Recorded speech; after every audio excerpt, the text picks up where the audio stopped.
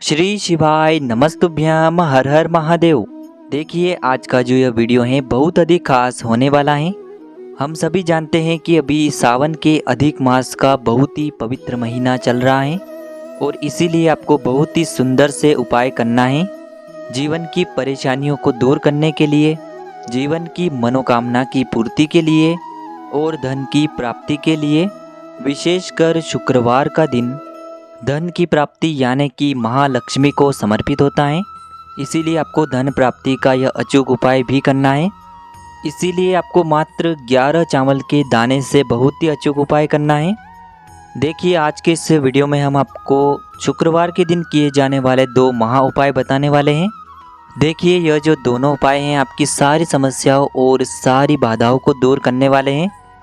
देखिए दोस्तों, पूज्य गुरुजी की कथा को सुनकर के और समझ करके ही आपको समझाने का पूरा प्रयास करूंगा।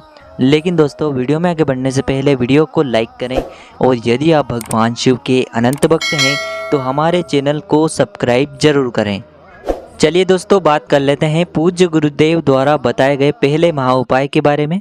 देखिए अगर आपके जीवन में बहुत अधिक आर्थिक संकट उत्पन्न हो रहे हैं, बहुत अधिक आपके जीवन में परेशानियां चल रही हैं, यानी कि धन की समस्या आपके जीवन में कभी भी आ जाती है, अचानक से आपके जीवन में कर्ज की समस्या उत्पन्न होने लगती है, बार बार आपको कर्ज लेने की आवश्यकता पड़ने लगती है, तो आपको सावन के इस शुक्रवार पर यह उपाय जरूर करना है। देखिए इस उपाय को करने के लिए सबसे पहले मात्र आपको 11 चावल यानी कि अक्षत के दाने लेना है। चावल के दाने आपको कहीं से भी खंडित नहीं लेना है, इस बात का ध्यान रखें। इसी के साथ आपको एक प्यारी सी बेलपत्र ले लेनी है। बेलपत्र भी आपको कहीं से भी खंडित नहीं लेनी है। यदि आपको बेलपत्र नहीं मिल पाती हैं तो आप शिवलिंग पर चढ़ी हुई बेलपत्र को पुनः साफ सुथरे पानी से धोकर के उपयोग कर सकते हैं। इसी के साथ आपको एक तांबे के पात्र के अंदर अपने घर से शुद्ध जल ले लेना है और इन सभी सामग्रियों को लेकर के पहुंच जाना है आपको भगवान शिव के मंदिर में। दोस्तों यह उपाय आप सुबह से लेकर के शाम तक किसी भी समय कर सकते हैं। देखिए सबसे पहले जो आपके पास 11 चावल के दाने हैं उन्हें आपको उस जल के पात्र के अंदर डाल देना है। चावल के दाने को आपको जल के पात्र के अंदर डालते समय ईदम अक्षतम ओम नमः शिवाय इस मंत्र का लगातार जाप करते रहना है। देखिए सबसे पहले जो आपके पास एक बेलपत्र है उसे आपको अपने सीधे हाथ की हथेली पर रखना है।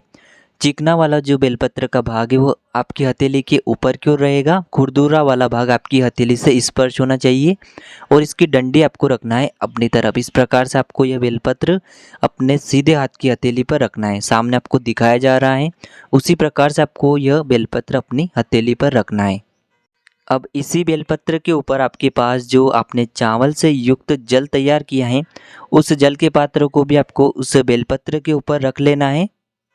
अब देखिए दोस्तों सबसे पहले जो आपके पास एक तांबे का पात्र है उससे आपको भगवान शिव के शिवलिंग का अभिषेक करना है। देखिए जल को समर्पित करते हुए आपको शुक्रेश्वर महादेव का मन में स्मरण करते रहना है और जल समर्पित करते हुए आपको लगातार शिव महापुराण के मूल मंत्र श्री शिवाय नमस्तुभ्यम इस मंत्र का लगातार जाप करते रहना है।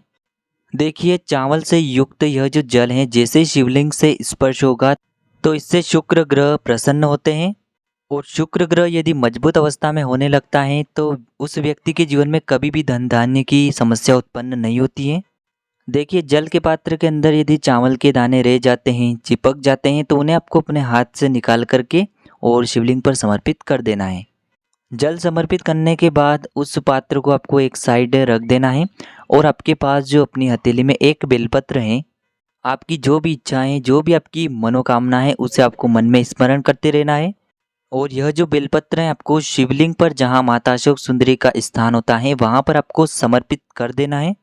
देखिए शिवलिंग पर माता अशोक सुंदरी का जो स्थान है जलाधारी के बिल्कुल बीच में होता है, तो उसी स्थान पर आपको यह बेलपत्र समर्पित करना है। देखिए बेलपत्र की जो चिकनी साइड है माता अशोक सुंदरी से स्पर्श होना चाहिए और इसकी डंडी आपको जलाधारी की ओर रखना है। इस प्रकार से आपको यह बेलपत्र समर्पित कर देना है। अब दोस्तों 2 मिनट तक आपको शिवलिंग के सामने बैठ करके आपकी जो भी समस्याएं हैं जो भी आपकी मनोकामना है उसे आपको बोल देना है और इस प्रकार से आपको यह सुंदर सा और चमत्कारी उपाय कर लेना है। दोस्तों अब हम बात कर लेते हैं गुरुजी द्वारा बताए गए दूसरे महा उपाय के बारे में। देखिए यह उपाय भी उन लोगों को करना है जिनके जीवन में धन से जुड़ी समस्याएं बहुत अधिक हैं। देखिए इस उपाय को करने के लिए आपको मात्र 2 हरी इलायची लेना है। इलायची को लेते समय आपको ध्यान रखना है कि दोनों ही इलायची कहीं से भी खंडित नहीं होना चाहिए, क्योंकि खंडित चीज़ें हम महादेव के समक्ष कभी भी अर्पित नहीं करते हैं।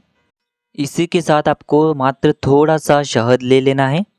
इसी के साथ आपको एक लोटे के अंदर जल लेना है। जल आपको तांबे के पात्र के अंदर लेना है और यह जो जल है विशेषकर आपको अपने घर से ही लेना है।